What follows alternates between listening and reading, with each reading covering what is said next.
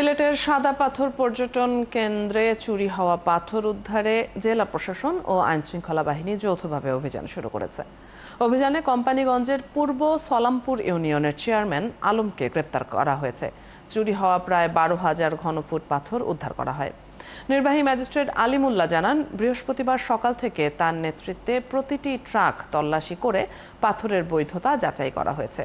দাঁড়িয়ে থাকা শত শত ট্রাকের মধ্যে খুব কম ট্রাকেই বৈধ এলসি বা ইজারার পাথর পাওয়া, বাকিগুলোতে রয়েছে চুরি করা পাথর। চুরি হওয়া পাথর ফেরত না আসা পর্যন্ত অভিযান চলবে বলেও জানান তিনি।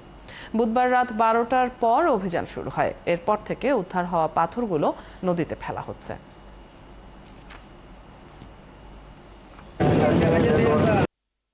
আমরা আবার চেক করতেছি আর কি পুরো বিষয়টা, যে এলসির পাথর আছে কিনা বা এলসি সারা পাথর আছে কিনা, বা ইজারা বালু আছে কিনা, ইজারা সারা বালু আছে কিনা। যদি না থাকে, অনুমোদন, সরকারি অনুমোদন না থাকে, সেক্ষেত্রে আমরা তাদেরকে ব্যবস্থা নিব আর কি। পরে কোথায় নেওয়া হবে, জব্দ করবো?